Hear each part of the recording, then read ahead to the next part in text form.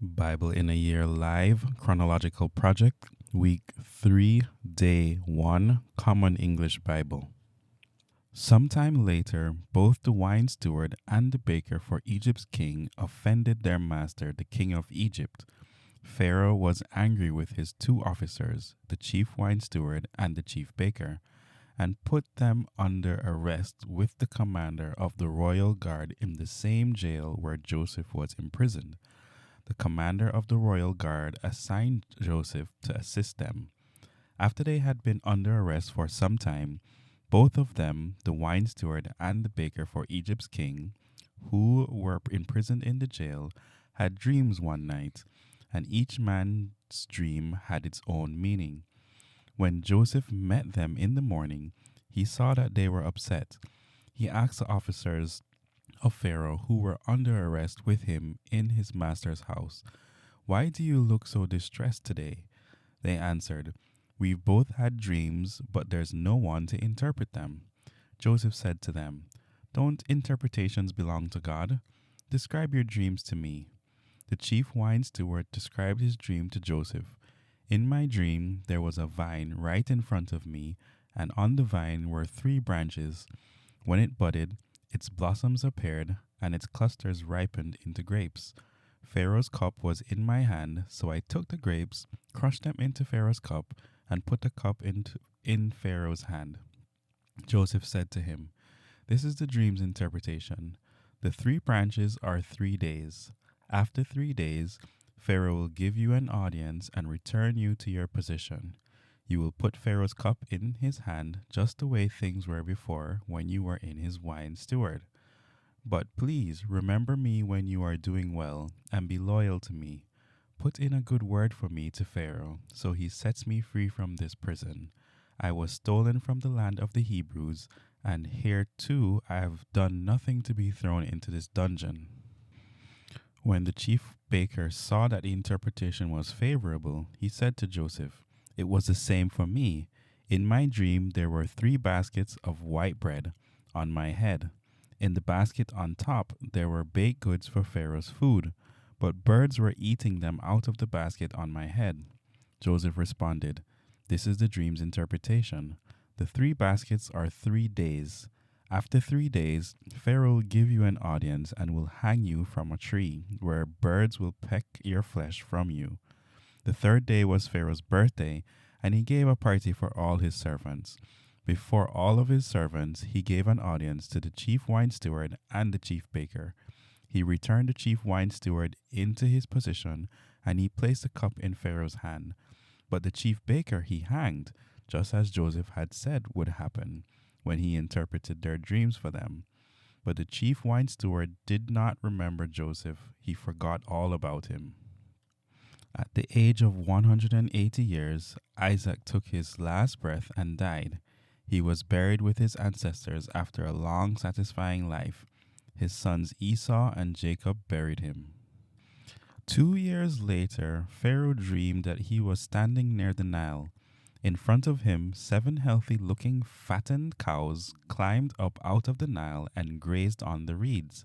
Just then, 7 other cows, terrible-looking and scrawny, climbed up out of the Nile after them and stood beside them on the bank of the Nile. The terrible-looking, scrawny cows devoured the 7 healthy-looking cows. Then Pharaoh woke up. He went back to sleep and had a second dream, in which 7 ears of grain, full and healthy, grew on a single stalk. Just then, 7 ears of grain, scrawny and scorched by the east wind, sprouted after them, and the scrawny ears swallowed up the full and well-formed ears. Then Pharaoh woke up and realized it was a dream. In the morning, he was disturbed and summoned all of Egypt's religious experts and all of its advisors. Pharaoh described his dreams to them, but they couldn't interpret them for Pharaoh. Then the chief wine steward spoke to Pharaoh. "Today I've just remembered my mistake. Pharaoh was angry with his servants and put me and the chief baker under arrest with the commander of the royal guard. We both dreamed one night, he and I, and each of our dreams had its own interpretation. A young Hebrew man, a servant of the commander of the royal guard, was with us. He described our dreams to him, and he interpreted our dreams for us, giving us an interpretation for each dream. His interpretations came true exactly. Pharaoh restored me to my position, but hanged him. So Pharaoh summoned Joseph, and they quickly brought him from the dungeon. He shaved, changed clothes, and appeared before Pharaoh. Pharaoh said to Joseph, I had a dream, but no one could interpret it. Then I heard that when you hear a dream, you can interpret it. Joseph answered Pharaoh, It's not me. God will give Pharaoh a favorable response. So Pharaoh said to Joseph, In my dream I was standing on the bank of the Nile. In front of me 7 fattened, stout cows climbed up out of the Nile and grazed on the reeds. Just then 7 other cows, weak and frail and thin, climbed up after them. I have never seen such awful cows in all of the land of Egypt. Then the thin, frail cows devoured the first 7 fattened cows. But after they swallowed them whole, no one would have known it. They looked just as bad as they had before. Then I woke up. I went to sleep again, and saw in my dream 7 full and healthy ears of grain growing on one stalk. Just then 7 hard and thin ears of grain, scorched by the east wind, sprouted after them, and the thin ears swallowed up the healthy ears. I told the religious experts, but they couldn't explain it to me. Joseph said to Pharaoh, Pharaoh has actually had one dream. God has announced to Pharaoh what he is about to do. The 7 healthy cows are 7 years, and the 7 healthy ears of grain are 7 years. It's actually one dream. The 7 thin and frail cows climbing up after them are 7 years. The 7 ears of grain, scorched by the east wind, are 7 years of famine. It's just as I told Pharaoh. God has shown Pharaoh what he is about to do.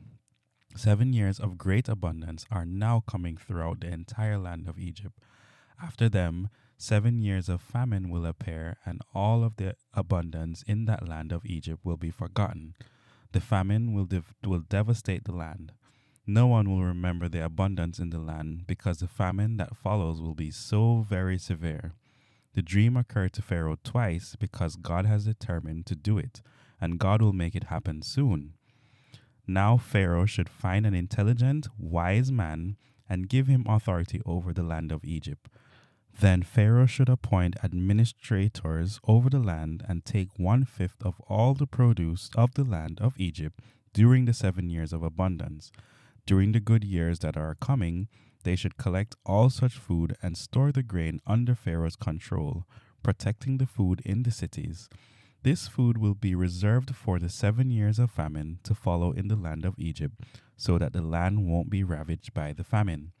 This advice seemed wise to Pharaoh and all his servants, and Pharaoh said to his servants, Can we find a man with more God-given gifts than this one? Then Pharaoh said to Joseph, Since God has made all this known to you, no one is as intelligent and wise as you are. You will be in charge of my kingdom, and all my people will obey your command. Only as to the enthroned king will I be greater than you. Pharaoh said to Joseph, Now know this, I have given you authority over the entire land of Egypt. Pharaoh took his signet ring from his hand and put it on Joseph's hand. He dressed him in linen clothes. He put a gold necklace around his neck. He put Joseph on the chariot of his second in command, and everyone in front of him cried out, Attention! So Pharaoh installed him over the entire land of Egypt. Pharaoh said to Joseph, I am Pharaoh. No one will do anything or go anywhere in all the land of Egypt without your permission. Pharaoh renamed Joseph Zaphanath Paneah and married him to Asenath, the daughter of Potiphar, the priest of Heliopolis. Then Joseph assumed control of the land of Egypt. Joseph was 30 years old when he began to serve Pharaoh, Egypt's king, when he left Pharaoh's court and traveled through the entire land of Egypt. During the 7 years of abundance, the land produced plentiful. He collected all the food during the 7 years of abundance in the land of Egypt and stored the food in cities. In each city, he stored the food from the fields surrounding it. Joseph amassed a grain like the sand of the sea. There was so much that he stopped trying to measure it because it was beyond measuring. Before the years of famine arrived, Asenath, the daughter of Potipharah, priest of Heliopolis, gave birth to two sons for Joseph. Joseph named the oldest son Manasseh because he said, God has helped me forget all my troubles and everyone in my father's household. He named the second one Ephraim because he said, God has given me children in the land where I have been treated harshly. The 7 years of abundance in the land of Egypt came to an end, and the 7 years of famine began. Just as Joseph had said, the famine struck every country, but the entire land of Egypt had bread. When the famine ravaged the entire land of Egypt and the people pleaded to Pharaoh for bread, Pharaoh said to all of the Egyptians, Go to Joseph, do whatever he tells you. The famine covered every part of the land, and Joseph opened all of the granaries and sold grain to the Egyptians in the land of Egypt. The famine became more and more severe. Every country came to Egypt to buy grain from Joseph because in every country the famine had also been more severe.